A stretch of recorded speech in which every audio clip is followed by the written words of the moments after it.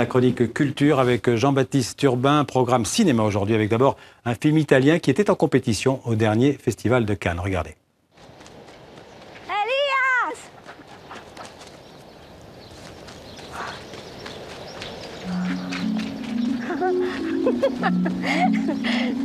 Elias!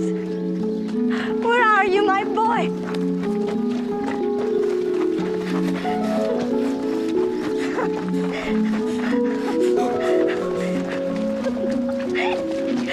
Stop!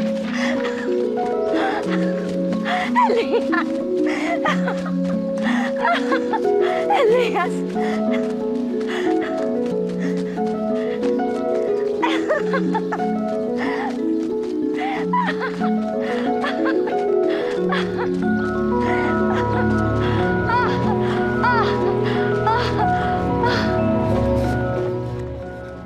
Bonsoir Jean-Baptiste. Bonsoir Xavier, bonsoir à tous. On vient de voir Salma Hayek dans Tale of Tales, le conte des contes en français, et c'est donc le nouveau film de Matteo Garrone.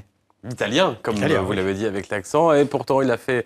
On n'est pas content, nous, on lui donne un mauvais point. Il a donné un titre en anglais à son film, sans doute pour qu'il ait une carrière italienne. C'est pas son premier coup d'ailleurs, il n'en est pas à son premier coup, puisque son précédent film, il y a 2 ans, Reality, qui avait remporté le prix du jury à Cannes, était en anglais. C'était un film sur la télé-réalité.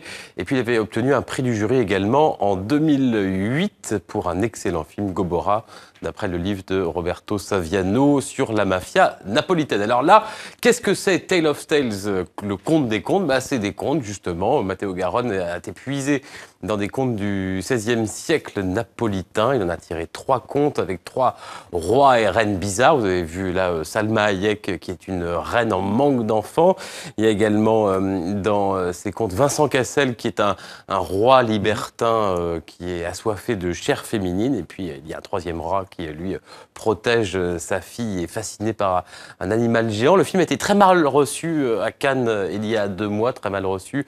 Peut-être parce que l'histoire est un peu creuse, le scénario est un peu faible.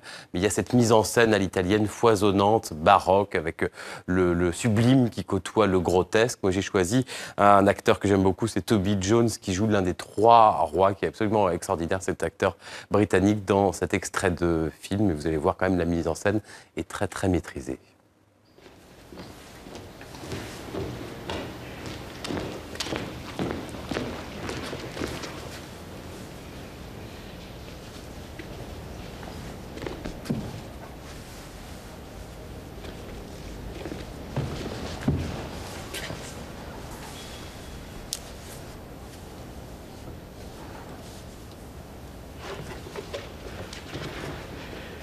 This is the hide of Esau. No. Next.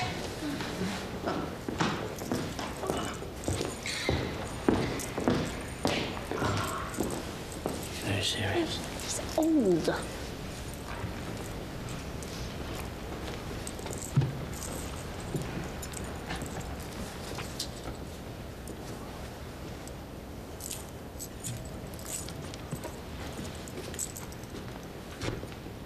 Verrus singularis Silvano. No. Verus singularis singula. No. Next.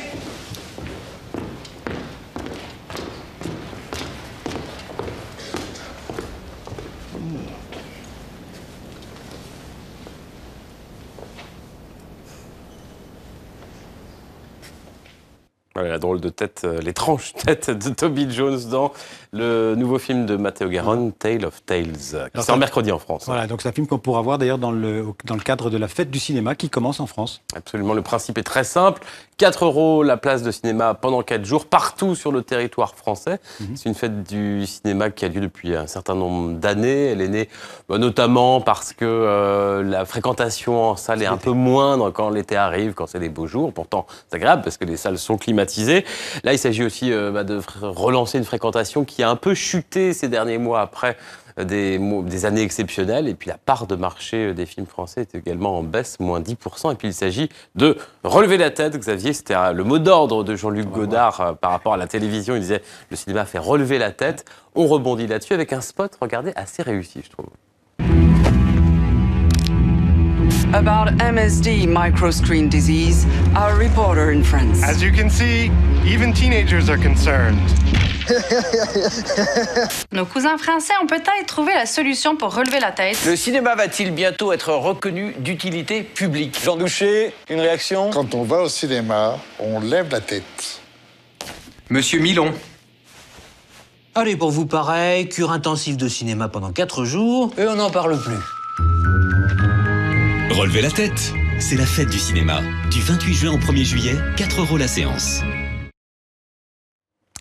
Voilà, et on ne fête pas seulement la fête du cinéma en France, mais aussi en Italie, à Bologne. Oui, avec un festival unique en son genre, c'est jusqu'à vendredi, le festival du film restauré, le cinéma retrouvé, c'est son titre, il Cinema Ritrovato, je le dis avec un mauvais accent, plus de 400 films en 8 jours, avec cette année un hommage à Buster Keaton, la projection de 2 films, un petit mot de cette restauration de films, il s'agit de nettoyer les ravages du temps qui altèrent les films, d'enlever les scories de l'image, mais aussi du son, et de les faire apparaître comme on les voyait au premier jour, Xavier.